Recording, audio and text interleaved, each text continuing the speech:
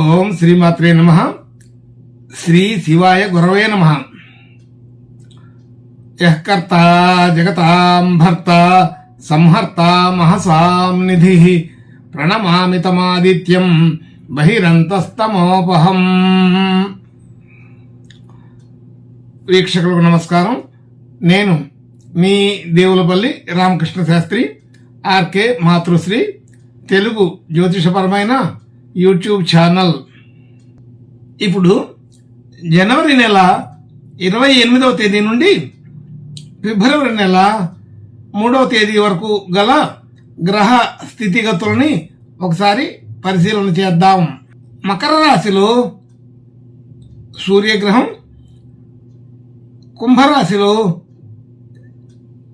శని, మీనరాశిలో రాహువు, మేషరాశిలో గురువు, సింహరాశిలో చంద్రగ్రహం, కన్యారాశిలో కేతువు, ధనస్సు రాశిలో బుధ, కుజ, శుక్రగ్రహాలు సంచరిస్తున్నాయి. ఇటువంటి గ్రహ సంచారాన్ని అనుసరించి ఈ వారం రాశులకు వార ఫలాలు తెలుసుకుందాం. ఓం శ్రీమాత్రే నమః. ఇప్పుడు కుంభరాశి వారి గురించి తెలుసుకుందాం. కుంభరాశి వారికి ఈ వారం కొంత ప్రతికూల వాతావరణాలు కనబడుతున్నాయి. అయితే రాశిలో శని ఉండడం, 2వ స్థానంలో రాహువు, 3వ స్థానంలో గురువు, అలాగే 7వ స్థానంలో చంద్రగ్రహం, 8వ స్థానంలో కేతువు, 11వ స్థానంలో కుజ, బుధ, శుక్రగ్రహాలు, 12వ స్థానంలో రవి సంచరిస్తున్నారు. ఇటువంటి గ్రహ సంచారము వలన ఈ కుంభరాశి వారికి ఈ వారం కొంత మిశ్రమ ఫలితాలు ఉన్నట్టుగా తెలుస్తుంది. అయితే సకాలంలో సరైన నిర్ణయాలు తీసుకోలేక కొంత ఇబ్బంది పడవలసిన పరిస్థితి వస్తుంది. అలాగే తొందరపాటు నిర్ణయాల వలన కొంత నష్టం వచ్చే అవకాశం ఉంటుంది.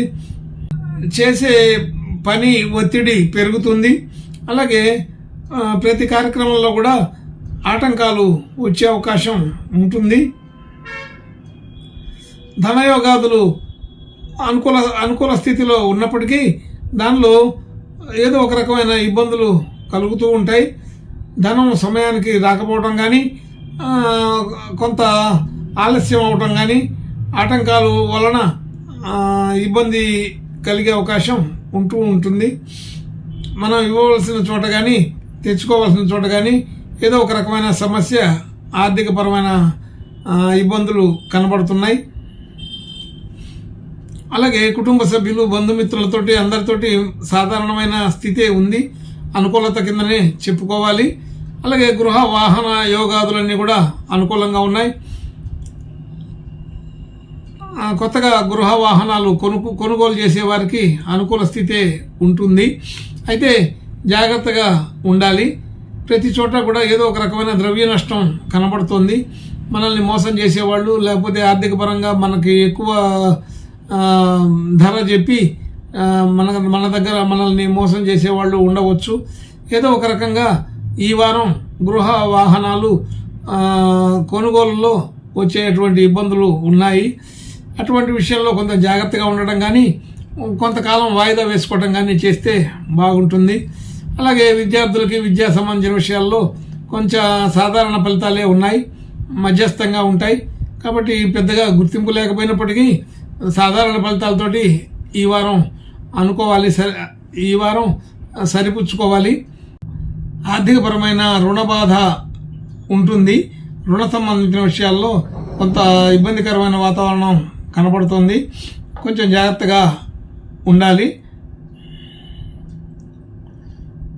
రుణాలు తీసుకునేటప్పుడు, ఇచ్చుకునేటప్పుడు కూడా కొంచెం జాగ్రత్త విధానాలు పాటించటం మంచిది. భార్యాభర్తల మధ్య మాట పట్టింపులు, కుటుంబ సభ్యుల మధ్య మాట పట్టింపులు వచ్చే అవకాశం ఉంటుంది. చిన్న చిన్న సమస్యలు అవి చిన్నగానే వదిలిపెడితే మంచిది. దాన్ని పెంచకుండా చూస్తే బాగుంటుంది. అలాగే ఆరోగ్య సమస్యలు కూడా ఏదో ఒక రకమైన విషయాల్లో వచ్చే అవకాశం ఉంటుంది. జాగ్రత్తగానే ఉండాలి. భాగ్యస్థితి సాధారణంగా ఉంది, వృద్ధికరంగా ఉన్నప్పటికీ అది సాధారణ స్థితిగానే భావించాలి. అలాగే ఉద్యోగ వ్యవహార వ్యాపారాదుల్లో కొంత అనుకూలత ఉన్నది. ఆ అనుకూలతనే బాగా ఉపయోగపడుతుంది. ఉద్యోగంలో మంచి కీర్తి ప్రతిష్టలు పెరుగుతాయి. అలాగే వ్యాపార వ్యవహారాల్లో కూడా క్రమంగా అనుకూల వాతావరణం పెరుగుతుంది.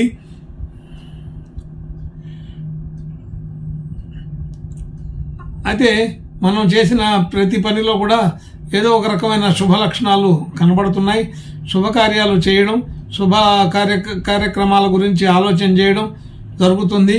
బంధుమిత్రులందరినీ ఏదో ఒక రకంగా కలవడం జరుగుతుంటుంది. అంతా కూడా శుభ సూచకంగానే ఉన్నాయి. అయితే అనుకోకుండా ముఖ్యమైన వాళ్ళతోటి, పెద్దవాళ్లతోటి వివాదాలు వచ్చే అవకాశం ఉంటుంది. అట్లాంటి వివాదాల పరిస్థితి రాకుండా చూసుకోవాలి. కావాల్సిన వాళ్ళతోటి, ముఖ్యమైన వాళ్ళతోటి వివాదాలు వచ్చి అవి పెరుగుతాయని అనిపిస్తుంది. పెరగకుండా చూసుకుంటే మంచిది. ఆర్థికపరమైన ఖర్చులు కూడా కొంత అధికంగానే అయ్యే అవకాశం ఉన్నది. కొంచెం జాగ్రత్తగానే ఈ వారం నడిపించుకోవాలి. అయితే ఈ వారం మిశ్రమ ఫలితాల్లాగానే కనిపిస్తూ కూడా దానిలో కొంత ఇబ్బందికరమైన పరిస్థితులు కూడా ఎక్కువగానే ఉన్నాయి. ఆర్థికపరమైన ఖర్చులు కూడా బాగానే ఉంటున్నట్టుగా తెలుస్తోంది. శుభాధిక్యత పెరగడం కోసం, ఇంకా మంచి శుభ లక్షణాలు కలగడం కోసం ఈ కుంభరాశి వారు ఈ వారం శివునికి రుద్రాభిషేకం చేసుకోవటం, శివాలయ దర్శనం, ఈశ్వరునికి పూజా నమస్కారాలు చేసుకోవటం మంచిది. శుభం భూయాత్.